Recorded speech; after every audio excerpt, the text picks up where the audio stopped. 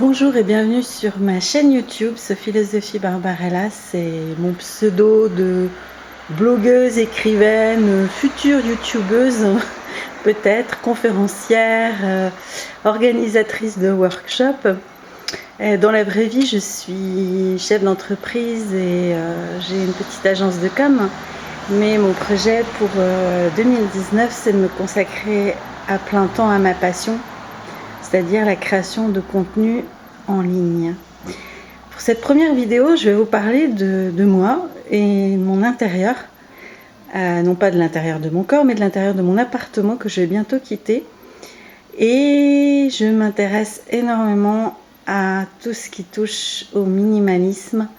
J'ai décidé que cette fois-ci, mon déménagement ne serait pas 30 mètres cubes de choses, bidules et trucs où je me demande vraiment quelle est leur utilité.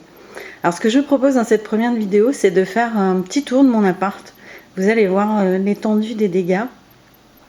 J'ai un loft en fait qui fait environ 70 mètres carrés, qui est vraiment très très sympa. J'ai déjà commencé à faire du tri, donc vous allez voir pas mal de placards ouverts. Donc ici, il y a le salon avec la télévision, une chaîne Wi-Fi qui est déjà en vente sur le Bon Coin, tous mes livres, mes bandes dessinées, mes CD, mes DVD.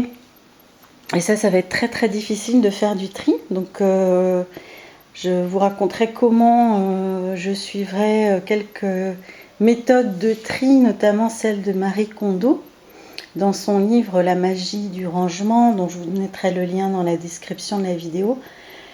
Le problème, c'est que Marie Kondo, elle, on va dire que c'est assez radical son tri, puisqu'elle jette tout. Moi, je pars du principe de faire les choses beaucoup plus en douceur. Là, ici, c'est mon bureau. Alors, comme vous voyez, c'est une planche de tréteaux que j'ai recouvert de jeans. Je minimalise de plus en plus ce que j'utilise. J'avais des tonnes de disques durs, maintenant tout est sur un cloud. Là il y a mon iMac, là il y a une chaîne vinyle qui me rappelle plein de souvenirs parce que effectivement j'écoutais des vinyles dessus quand j'étais enfant. Ça fait partie des objets qui contiennent beaucoup d'attachements affectifs dont il va être difficile de se séparer. Donc là aussi je vous parlerai de comment faire pour se séparer des objets qu'on adore. Ici il y a tout l'administratif de ma société, de mon ancienne société, enfin même s'il est toujours actif. Donc comme vous le voyez, j'adore les classeurs, les pochettes, je fais des rangements par couleur. Et tout ça, ça ne partira pas, hein. Il est hors de question que je refasse des cartons de tous mes dossiers.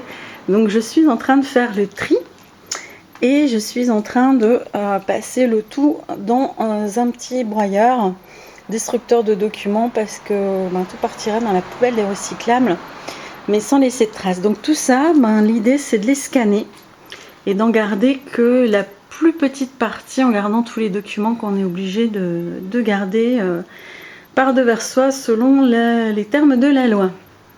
Ici il y avait tout ce qui concerne ma couture, donc je suis en train de trier tout ça. L'idée que j'ai avec ces grandes étagères, c'est d'y poser tous les objets que je vais mettre en vente. C'est-à-dire que je vais emballer tout ce que je garde et laisser visible tout ce que je vais vendre ou donner ou recycler ou transformer et au pire jeter. Et comme ça, je les aurai vraiment à vue et je pourrais savoir si je les garde ou je les garde pas. Donc l'idée c'est au fur et à mesure de trier du plus facile au plus difficile tout ce que je ne veux pas emmener avec moi. Donc ici, comme vous le voyez, c'est un peu le mims. J'ai 2 magnétoscopes à vendre que j'avais parfaitement emballés. Je suis très gardeuse d'objets et j'ai commencé à ouvrir mes placards pour faire un point sur la quantité de choses que je peux stocker. Il y en a et il y en a et il y en a et c'est très très profond. Ça me permet de voir l'étendue des dégâts et plus je vois les choses, plus ça me motive encore à trier mes affaires. Là, un autre exemple, je lave. J'ai lavé encore des plaids, des vêtements, des housses de coussins. Et je vois aussi, en les mettant devant moi, ce que j'ai envie de garder. Alors ici, dans ce loft, il y a un endroit particulièrement horrible. En fait, c'est un espace de rangement quand on est quelqu'un comme moi qui adore garder les choses. C'est un espace de changement qui est sous le loft de la chambre et il y a des tonnes et des tonnes et des tonnes d'affaires. Comme vous pouvez le voir, des cartons, beaucoup de choses que je vais prendre le temps de trier, de regarder, d'examiner, de ranger. Donc ça va des caisses pour les chats, parce que j'ai 3 chats, aux outils de bricolage, aux valises, aux vêtements hors saison et plein d'objets de déco. Donc ici on revient dans la pièce principale, on voit l'autre côté.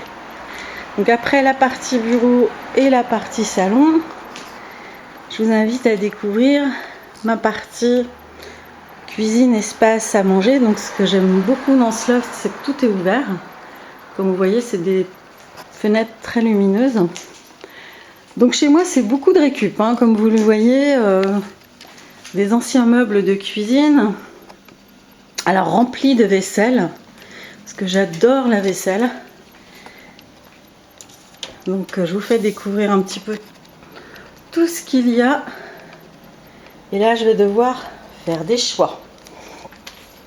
Et ici encore, j'adore la vaisselle vintage, j'adore tout ce qui sert à recevoir les petites tasses anciennes, les bougies, les photophores, les petites boîtes, ma collection de DVD. Ici dans la cuisine, des tonnes de pots en verre. Voilà. Et ici dans les meubles, énormément de choses qu'il va falloir que je trie aussi au fur et à mesure parce que on utilise vraiment, enfin moi en tout cas j'utilise peut-être le quart de tout ce que je possède. Et il y en a dans tous les tiroirs. Voilà. Des saladiers, des moules à gâteau. Maintenant on peut se diriger vers la chambre. Alors en fait, c'est un loft avec une chambre en mezzanine qui n'a pas de fenêtre. Donc c'est assez horrible, je vais allumer la lumière que vous voyez bien. Donc là j'ai un très très grand dressing que j'avais fait sur mesure toute seule avec des planches et des étagères. Et là aussi j'ai retiré le rideau qui cachait l'étendue du stockage de fringues. Sachant qu'il y en a des suspendus, il y en a dans des boîtes, il y en a dans des caisses, il y en a des pliés au-dessus, il y en a encore dans des caisses. Et il n'y a pas tout, puisque il y a encore toute cette partie-là qui est remplie de linge à repasser. Ici des cossins, des vieux meubles. Et tout au fond, j'ai encore un très grand espace de stockage où j'ai gardé, on ne voit pas tellement, mais j'ai gardé des cartons. Donc là, j'ai prévu mon déménagement, j'ai déjà gardé des tonnes de boîtes et de cartons pour partir. Ma petite commode, elle aussi remplie. Là, je vais m'amuser à faire du tri. Hein. Sous-vêtements, chaussettes, fringues de sport. Alors, ma collection de collants, fringues de sport, refringues de sport.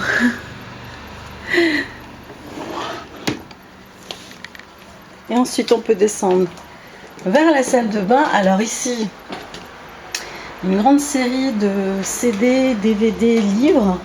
Alors pareil, ça j'adore. Donc comment faire pour faire le choix entre ce qu'on garde et ce qu'on ne garde pas. Je vous expliquerai, tout ça, ça passe par la dématérialisation, mais c'est vrai qu'on peut avoir aussi un gros attachement affectif à nos supports musicaux, etc. Donc ici, mon entrée avec ma collection de vêtements. Donc là aussi, pareil, j'ai fait comme dans la chambre. Pour apprendre à me séparer des choses, j'ai décidé de tout rendre visible. Mes sacs à main, mes vestes et manteaux, mes chaussures, et encore j'ai pas tout sorti, il y en a encore dans les boîtes, pour au fur et à mesure faire le tri de ce que je vais garder. Alors je vous expliquerai dans une autre vidéo comment faire pour faire le tri et comment faire pour choisir ce qu'on va garder, avec des techniques pratiques et des techniques plus d'ordre psychologique. Ici, petit meuble dans l'entrée avec une quantité de bidules que je garde et qu'il va falloir trier. Donc lui, normalement, il repartira vide. La salle de bain. Donc là aussi, on appréciera alors les produits de maquillage et de soins, il n'y a pas encore trop, mais il y a surtout ceux qu'on n'utilise plus ou ceux où on se demande pourquoi on a tellement de doublons, par exemple, voilà, alors les rasoirs. Je sais pas pourquoi j'ai autant de rasoirs ou autant de dentifrice d'avance. Bon, les shampoings secs, j'ai profité d'une promo, mais et là aussi, il y aura beaucoup de tri à faire. Je crois que mon tiroir préféré à vous montrer, c'est celui, et me dites pas que vous n'avez pas le même chez vous, des échantillons. Alors je les utilise, hein, je les emmène en voyage, mais c'est incroyable ce qu'on peut stocker comme cochonnerie. En plus, ça pèse une tonne. Certains sont certainement complètement hors d'âge, donc voilà. C'est encore un tiroir qui va subir un gros moment de tri et de changement. Voilà donc l'appartement avant. Et l'idée, c'est que je vous montre par la suite l'appartement après, une fois que j'aurai fait le tri de toutes mes affaires. Et je vous expliquerai effectivement quelle méthode j'ai utilisée, comment j'ai fait pour réussir, moi qui adore les objets et qui collectionne et qui trouve que chaque objet peut être transformé, utilisé, sauvé, enfin qui adore les objets, comment j'ai fait pour au final réussir à ne garder que l'essentiel. Voilà, première petite vidéo d'introduction sur ma chaîne, j'en ferai une deuxième très bientôt pour vous expliquer quel est mon objectif sur ma chaîne. J'écris sur 4 blogs qui s'appellent Ma vie magique, Demain le nouveau monde, The Job Revolution et La majesté des éléphants. J'ai publié un livre sur les multipotentiels et je compte publier d'autres livres, mais aussi faire des vidéos sur les thématiques de ces 4 blogs qui sont le développement personnel, le développement professionnel, le développement durable et la protection des animaux. On y parle de beaucoup de choses, de la vie alternative, de la décroissance, de la recherche du bonheur, de la quête de sens, de comment trouver sa voie, comment être heureux dans le travail et dans sa vie, comment réussir à associer ses passions et ses revenus. Merci la moto. Donc si vous m'avez bien entendu, c'est parfait. Voilà, je ferai une autre vidéo où vous verrez mon visage et où je vous parlerai donc de pourquoi je fais ces vidéos, quel est mon parcours, qu'est-ce que je vous propose, parce que je compte faire des vidéos assez interactives. En attendant, je vous souhaite un bon visionnage et puis n'hésitez pas à laisser vos commentaires dans cette toute première vidéo. Alors, j'ai un matériel d'amateur. Je vais sans doute au fur et à mesure me professionnaliser. Là, j'ai fait cette vidéo avec un Fujifilm Pix HS10 et bon, on verra ce que vous en pensez. Il manque bien sûr un stabilisateur, il manque bien sûr un micro, mais n'hésitez pas à me proposer d'ailleurs du matériel vidéo de qualité si vous êtes déjà youtubeur et que vous trouvez des choses dans l'excellent rapport qualité-prix justifiant l'investissement de ma part. Voilà, à très bientôt.